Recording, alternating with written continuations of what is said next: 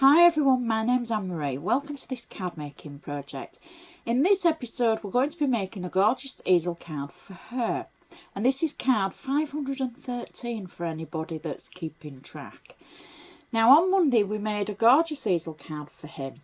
So I thought it was only fair to be able to make one for her as well.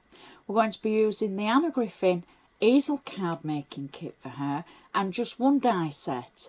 I will show you what we're going to use at the beginning of the actual project anyway. If in doubt, always check my blog because I put a full detailed list on there of items that I've used. So for my friends across the pond and my friends in the UK, if I can add links and item numbers I will do, but there will be the item title in case you have to search for it. There's always lots more photos on the blog as well, so please be sure to check it out. And there's hundreds and hundreds of other videos. Feel free to contact me on YouTube. I can now comment back and comment on Facebook. Send me a message on Facebook. Let me know what you think. Do you enjoy the projects? Are you enjoying seeing me and my cards behind me? Is it, does it help? Does it not help? Maybe you don't want to see me. So maybe you do. Maybe, I don't know. I enjoy doing this actually. I didn't think I would, but I do. So let's have a look at today's project. The extra items that we're going to use with our easel card for her are two of the crown dies. Now if you haven't got them, you don't have to use them. It's just an added ingredient that I thought would work well because we used the added crown dies when we made the easel card for him on Monday. So it's this crown die here and this crown die there. Now I used them with gold satin cardstock from Anna Griffin. If you haven't got the dies or you haven't got the cardstock, it really doesn't matter. So when you get your card making easel card box, there's instructions in there of how to put it together if you've never made one before. If you have made them before, that's great because you'll be able to just make all 20 or however many there were in the box straight away. Now for any newbies or anybody that's never made an easel card, they are so simple. After you've been through everything in the box, you'll see all your embellishments, the stickers, etc., the sentiments, and believe me, the flowers in the easel card making kit for her are just the prettiest flowers. They really are. So after you've looked at everything, you're going to find that you've got card bases in two styles and card tops in two styles. Lots of different colours, but you've got slightly more oval shaped ones and very shaped ones. And then there's 10 different not 10 different, there's 10 of each. That's what I'm trying to say. So what happens is you pick a base that looks like a card and then you pick the top that matches in the same pattern. For the base, you're going to simply turn the section over that has adhesive on. If you have a bone folder, give it a little score along there just to make sure that it's nice sharp crease. Now believe me, I've made quite a few easel cards in my life.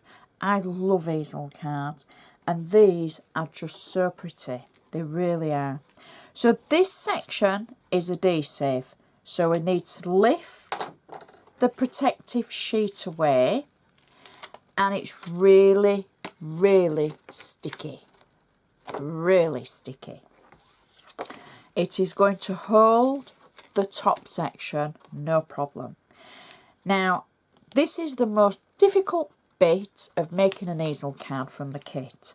And it isn't difficult, it's just marrying up the pattern edge to edge. Well, it's not the pattern, it's just the edge of the top to the bottom, like so. That sticky section holds that top panel over the top and that has created the easel shape. Folds flat, sign your name at the back underneath where it says handmade by, and now we can decorate it. This is the fun part. Now, the base of the card is such a pretty pattern. I've chosen one of the frames to go over the top in a contrasting aqua, and I've got 3D foam on the back of it. And I'm simply going to add the frame base over the top like that. Next, in the actual kit itself are some gold shapes. I've taken one of those. I've got flat tape on the back of it, and I'm going to just add it to the centre of the frame like so. Next, we have one of the pattern shapes as well. Now these are stickers, and the back will peel away like so, nice and sticky. And I'm going to add that just through the centre of our previous layer, like that. So already it looks really pretty. Next, I've taken two of the flowers. So I've taken two of the hydrangeas. I just love blue hydrangeas. I had them in my wedding bouquet actually. And these are 3D stickers. You simply peel the back of them away. And that's what we're going to do. We're going to peel one and then two. There we go. Now I'm going to slot the pink to the pink. Because the 3D, there's a little gap between them. And I'm just going to add them like that. You see how they just slid in there? Now, it all depends where your 3D foam is between the stickers when you know when you get them. Some work and some don't. Luckily, these do. So I'm going to add that to the front of our card, roughly about there. There we go. And press that down. Next, I've got one of the sentiment stickers, and it says happy birthday. Beautiful aqua colour. I've added 3D foam on the back of mine.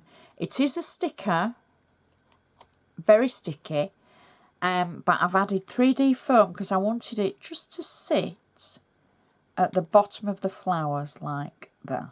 There we go. Now this is where our crown's going to come in. I've die cut it out of gold satin foil cardstock, and I've got it on 3D foam. Now I've made my own shadow layer for this, and for all of you eagle-eyed viewers, on the back of it I've heat embossed it I've inked it and heat embossed it. And I did that, and I thought, you know what, it's just too dark. When you put the crown over it, the colour just does not go.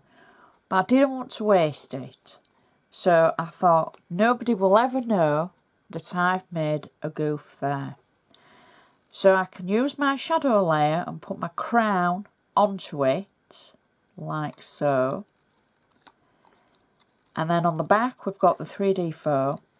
So we're going to add that just, I would say,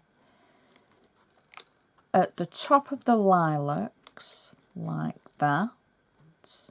There we go.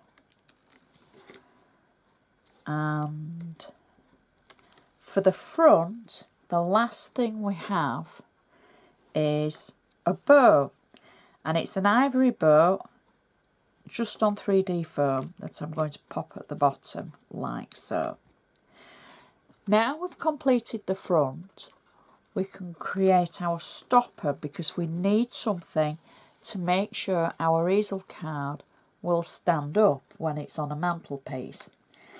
Now I've taken one of the labels that's in the kit, and it just says "You are so special," I've added 3D foam on the back, and I'm going to add it about 1/2 inch away from the bottom of the card.